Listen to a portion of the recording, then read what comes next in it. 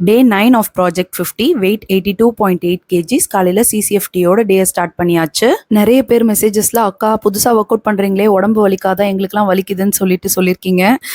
எனக்கும் தான் பயங்கரமாக வலிக்கும். ஆக்சுவலி நான் இப்போ புதுசாக ஒர்க் அவுட் பண்ணல, நான் ஒரு 1 இயராகவே ஒர்க் அவுட் வந்து ஆன் அண்ட் ஆஃப் பண்ணிட்டு தான் இருக்கேன்.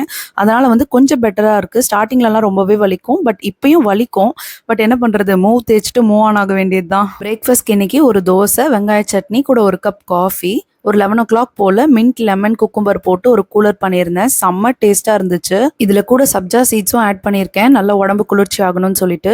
ஜூஸ் வடிகட்டின திப்பியை அப்படியே ஃபேஸ் பேக் போட்டாச்சு. இன்ஸ்டன்டா பிரைட்டா இருக்குல்ல. சரி, லஞ்ச் என்னன்னு பார்ப்போம். இன்னைக்கு ரேடிஷ் சப்பாத்தி பண்ணியிருந்தேன். 2 ரேடிஷ் சப்பாத்தி கூட vegetable white kurma, soya chunks போட்டு அண்ட் ஆனியன் ரைத்தா. ஈவினிங் ஒரு 4 o'clock போல ஸ்வீட் பொட்டேட்டோ வேக வச்சு சாப்பிட்டிருந்தேன். நைட் டின்னருக்கு நிறைய பட்டாணி போட்டு போஹா பண்ணியிருந்தேன். செம்ம டேஸ்ட். கூட சிசிஎஃப்டியும் குடிச்சேன். Day 9 done.